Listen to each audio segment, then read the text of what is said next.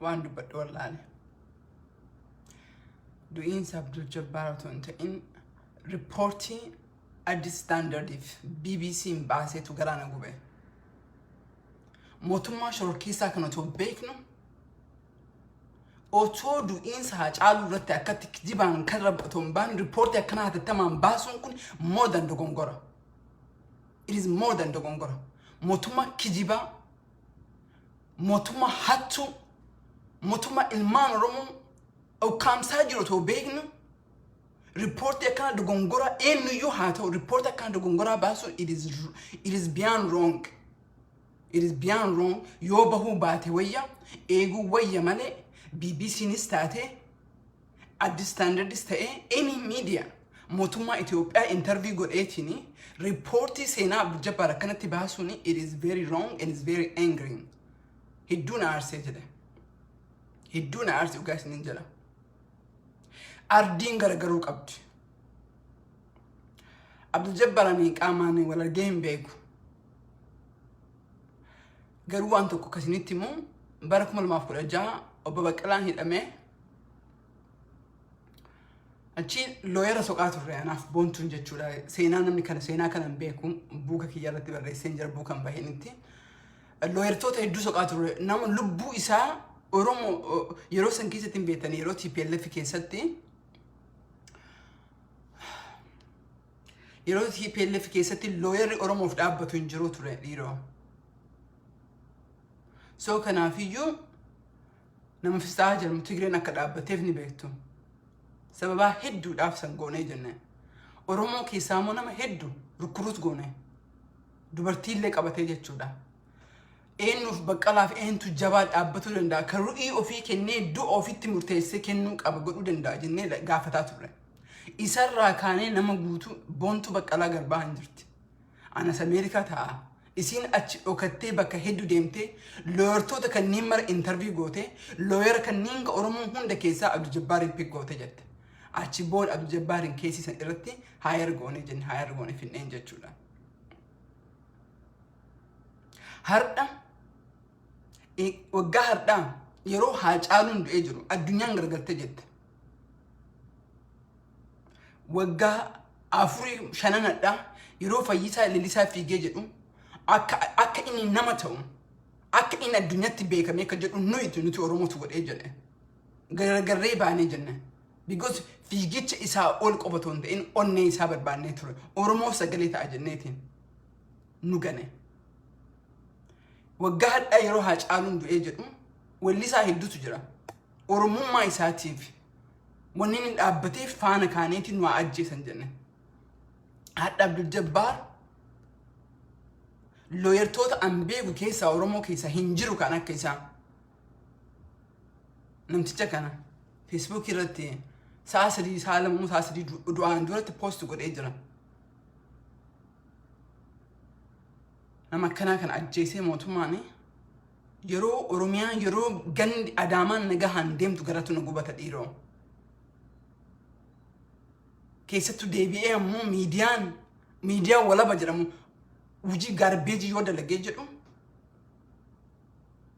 na gubee jira. Looyertoota kumatu jira. Looyerri abbaan seeraa Oromiyaa keessas Itoophiyaa keessas dhalataan Oromoo 1000tu jira. Kan akka Abdul Jabbaar ammoo hin jiru. Kan akka Abdul Jabbaar of kenneeti dalage hin jiru. Nama akkanaa kan guyyaa adiin qalaniitiin yeroo nuti gallee jennu eegaa turre kan hin dubbadhu dhabee waan dubbadhu dhabee jedhe. Siifani BBC irratti baatee dhugaa dubbatte. I want to celebrate her. Maayoo jettee kan Oromoo kan diqaalaa achi dhiisaatiin Oromoon koofii dhalee jedhee iyyuu meeqata qaba. Miliyoona jira miti miliyoona 60 oltu jira. Miliyoona 60 oltu jira Oromoon. As biyya alaa kana keessa kuma meeqatu jira. Gantuu ta'e malee. So du'iinsa isaa kana kaleen dhagaheen jedhu siifaniin of kennitee addunyaa irratti sagalee nuu taate.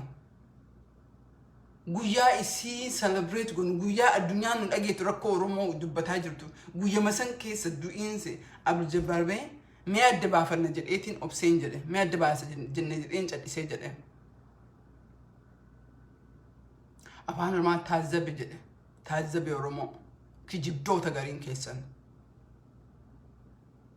Abdul Jabbar oromoon dhiisii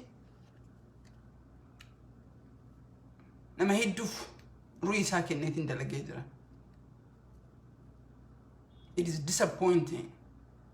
It's disappointing BBC afaan oromoo illee barruu kijiba ka afaan barreessuun barbaachisu if it's unnecessary barreessuun barbaachisu yoo barreesse jedhamu keessattuu mootummaa kana mootummaa keenya tokko tokko gandara deemee naataa jiru mootummaa Tigree oli jibbiinsi inni qabu oromoo irratti abiyyi tuffiidhaaf jibbiinsi inni qabu oromoo irratti eenyuma irratti argaa jirra yoomiyyuu nagahaaf feena because afaan qawweetiin uumamee jedhee rakkoo guddaa boruutti dhufa jenneeti borullee jijjiirama kana finnee jijjiirama hadha itti duunee finneetini jijjiirama hadha itti warri kalee aangoo deebi'ee yookiin ammoo oppiidoon haaromti uumte aangoo dhuftee boru finciluun barbaannu dhugaa isin jedha hadhallee fincillee umriin keenya itti fixee arriin nutti baatee itti dulloomne boru finciluun barbaannu dhiiroo jijjiirama dhufu kana irratti jijjiirama haqaa jijjiirama oromoo hundaa ta'uu qaba kanaaf nagaa barbaanne jenna kanaaf karaa nagaatiin adeemu jenna because afaan qawweetiin yoo dhufee jedhee inni illee deebi'ee afaan qawweetiin isin bulcha jedha jijjiiramni kun jijjiirama qulqullina ta'uu qaba jijjiirama oromoo iftoomina ta'uu qaba ka ganna tokko ol baasee ka garee tokko ol baasee ka garee tokko qaqqabuu miti ka nam ilmi oromoo kan du'e martiin qixa faarfamuu qaba qixa dubbatamuu qaba. So I'm very disappointed. We are writing a letter. Ethiopia Human Rights Commission in Afile. Mutuma Ethiopia Tifile. Dabule the Dahunda for you. Alaya the Tamamber Sajura. Hagaden in Jachuda. So damn Sikia, or a motor be a case of Rufi, or a motor of Sos of Danifi, or a motor Amalay Governor Dutch Ekan Hirtan. Mutuma makana mutuma warra naftanyati selati yuhim bektani so yeron da brajira yeron umajira gobanni bramun tibahun dandu tibahun qab warron jijjiram abdem kun jijjiram qulqulin jijjiram ormo marhon tani afod abbanne ballesina marayu yo banne habannu nuti media oromolle du insa ak Abdul Jabbar kana du insa Abdul Jabbar legally warra seeraa irratti ju'insa haa caaluutiin qixa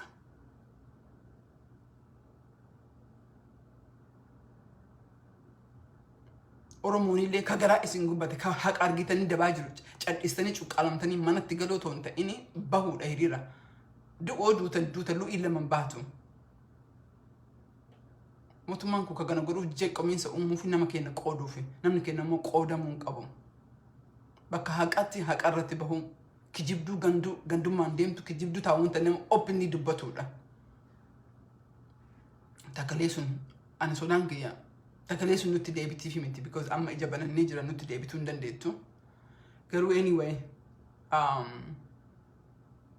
baay'ee garaana gubee jedhe yeroo baay'een dubbadhee jira gara jabeenya diinaatii miti jedha ati Martin Luther King tu jedha gara jabeenya diinaatii miti ana karaa diinati ta'e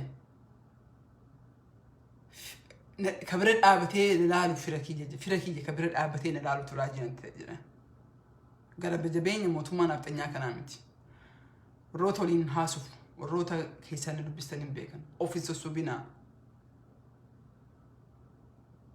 السبينا شورتكاتي إيسا نمس السبود إيسا أفان دما دبتاتيني وان غاري ورم أفغون جنة جتنيتي نمو هجي كندوم أفجي الددان دلقينا isid laalaa jirra beekaa obsinee jenna garii beekaa cadhisnee jenna mala yeroon keenya ammoo obsi keenya ammoo guyyama guyyarraan xiqqaataa deema jechuudha kijibni keessan jijjiiramni dhufaa jira akkuma kijibni kalee nama 10 wajjinii USA wajjin marii irra oolle wanti nu baranne kabraa hin jiru jijjiiramu waa'ee jijjiiramu kanaati jechuudha so nu hatu nu kijibu nu sossobu tasuma dandeettan akka duree mootummaan kun mootummaa Oromooti miti. Warri kun Oromoodha shakkii hin qabu Oromoodha. Kan wajjeesaa jiru Oromoodha guddaa. Karaa nagaatiin haa furamu jedhee abdii kiyya. Borullee sanumarrattiin dubbadheen jedha. An garuu inni keessa jirtu. Garuu warri mootummaa kana keessa jirtan. Yoo dhugumaan namummaa Oromummaa isin dhagahama ka taatu hin baastanii fi miti. First and foremost warri miidiyaa irra barreessitan. Olola mootummaa fuutanii gurguraa jirtan. Kantiibaa Finfinnee Adaamaa dubbisneetiin akkanatti du'e ka jettan dhukkuba sikwaaraati ka jettan suni ka galaana gubee ansanii wanni guddaan ka galaana gubee sanii dhuguma isiniin jedha dhiisaa hin barreessinaa cal'isaa afaan keessan qaba ta'a jedha hanga adda baafattanitti. Do not become a vehicle. Sigali ricicha dubbii kijibaatiin du'a nama kanaa gad xiqqeesseetiin akka dhukkubaan du'e hin fakkeessina. Gumaa keessatti isinillee seenaa isin gaafatee jedha. Warri mootummaa keessa jirtan yeroo gabaabaanii Abdijabbaar wanni garaa isaa qalamuuf hin jiru. Anillee dhagahee jira sheektoleen achi jirtu warri isa awwaalee jeka arganii jedhan. Fakkeessu hin ta'u. Kanaafiyyuu Oromoonni mootummaa kana keessa jirtanii kumaatamaan jirtan hin beekaa. Yoo sun namummaa isin dhagahame Abdijabbaar jechuun yoo dhugumaan Jawaariin ka jaalattan. Jawaar Oromoo fidhame ka jettan. Baqqalaan Oromoo fidhame ka jettanii ka yaaddan taate. Afaan Amaaraa hin beekne. Warroonni Amaaraallee Abdijabbaar dhugumaan gaafa amma gurbaa Amaaraa sanii dhaabbate maqaa isaa wallaalee jedhee yoo ilma namaatiif dhaabbate jettan dubbadhaa bahaati dubbadhaa. Sodaan kiyya guddaan sheekuleen hadha miidiyaa irratti bahanii dubbatanii sooshaal miidiyaa lubbuu ofii kennanii dubbatanii jiran. Mootummaa bineensa qawweedhaan ka deemaa jiru kan warroota kan akka dhabamsiisuun beekna. Kanaafiyyuu warroota kanallee rabbis naa eegu jennaan warroota kanaafillee eegumsa godhaafi. Kaan ammoo maatiin isaa maatiin Abdijabbaar yoo jiraattan goofalmi banaa fi mallaqa qarqaarree jennu dubbii kanarratti haa dubbannee jennu. Koominiitoonni hundinuu bakka jirtaniitti waa'ee kanarratti walgahaa mari'adhaa jedhan. Saffisaan jijjiirama dhufaa jira. Jijjiirama kanaafillee marii kana itti fayyadamnaa walgahaa irratti haasa'in jedha. Ajjechaan Abdijabbaar ajjechaa nam tokkooti miti. Ajjechaa abbaa seeraa tokkooti miti. Abbaa seeraa Oromoo hundarraa ajjeefamee jedha. Jawaariidhaaf sagaleedha. Sagaleen Jawaar cufamtee jirti hadha. Baqqalaadhaaf sagaleedha. Sagaleen Baqqalaa cufamtee jirti hadha. Kanaafuu Oromoon dhaabbolee adda addaa keessa jirtan. Dhaabbolee namaaf dubbatu. Ka gaafa Hacaaluu dubbatan martinuu yeroo kana keessa yoo hin dubbatin yeroo kana keessa nama kana irraa yoo sagalee hin ta'in koominiitoonni hundinuu jechuudha. Waa'ee Abdijabbaar yoo isin garaa hin gubin akkaataa inni itti du'e keessattuu deebi'ee ammoo akkaataa miidiyaan kennu portree isa godhaa jiru miidiyaa indipendentii ta'e ka jennu barreessuu dhabuun biiziidha nan beekaa. Kanaafuu baay'een aaree jedhe isin laalla Oromoota hunda koominiitii hunda lallaallee jenna waamichi kee kasiniin jedhu hatattamaan walgeettanii bakka jirtan maratti magaalaa jirtan maratti dhaabbilee jirtan maratti irratti walgeettanii waa'ee kanarratti haasa'uu qabdan. Gumaan isaa bahuu qaba. Gumaan Oromoota 100,000 du'an bahuu qaba. Keessattuu ka Abdijabbaar. Abdijabbaar jechuun sagalee Jawaar hadha cufamte jechuudha. Sagaleen Baqqalee hadha cufamte. Sagaleen Oromoota hedduu ka mana hidhaa keessa ta'an ka of kennee hidhaman cufamte. Ka itti aanee da'u Kadiir Bullootu ibsatu du'ee jedha. Tokko nyaatamuuf deeman jechuudha. Soo kana isinitti dhagahamee jedhee maatii Abdijabbaar yoo as keessaa qabaate absolutely urge you fira yoo qabaatanii jettan GoFundMe bana. GoFundMe kana ammoo I'm definitely promote supporting community wajji dalagee jedha. Wixata galgala community kara 13 meeqa wajjinii USAID kana haasofnee turre. Communityota kanneen marattuu hin kennee jedha. Garuu kijibaan ammoo GoFundMe kijibaa akka hin banne isin gaafadhee jedha. Ana akka seenaatti dubbadhaa jira. Akka ollatti GoFundMe banuuf hin dandeenyu eenyuufiyyuu. Kanaafiyyuu dhaabboleen martinuu dhaabboleen namaaf dubbattan dhaabboleen koominiitoota martiniyyuu nama kana qarqaaruuf waa'ee kanarratti gumaa kaa'uuf qophaa'ee isiniin jedha. Nuti akka isiniin jedhu tiimni keenya mootummaa adda addaatii fi waa'ee kanarratti barreessuu irratti jirra. Officially akka investigation niin gaafannee jenna jechuudha. So I hope Addis Standardis report isaa correct godhee hatattamaanii sigalee buusu sun dogongora miidiyaa mootummaa Itoophiyaatii fi afaan ta'uun kun kan santu na baase jedhe miidiyaa irratti dogongora guddaadha. BBCnis akkasuma jechuudha. Beekaadhaan mootummaa kan inni eebilu yoo kogoruu barbaadan malee wanti seenaa Abdul Jabbaar akkasii barreessuun sirrii mitiin jedha. Community keessanii galaan mari'aa. Warroonni biyya keessa jirtan ammoo waan isin baasu isintu beekaa. Akka haga dandeettaniin viidiyoodhaan waraabaa waan marayyuu miidiyaa irra kaa'aa, sooshaal miidiyaa irra kaa'aa, addunyaan agartee jennuun nullee dhagannee haga dandeenye irraa dubbannee jenna. Warroonni oofisa lafaa qabdan waa'ee kanarratti saffisaan gara Adaamaa dhaqaatii katabaa, barreessaa, viidiyoo waraabaa, addunyaaf ergaa yeroo kan addunyaan gurra bantee dhageeffataa jirti isiniin jedha. Galatoomaa warri na dhagaa jirtanii, na dhageettanii qofa jettanii akka deemtanii barbaadu isinillee gahaa keessan haa gootanii hin barbaadee jedha. Gumaan Abdul Jabbaar bahuu qabdi.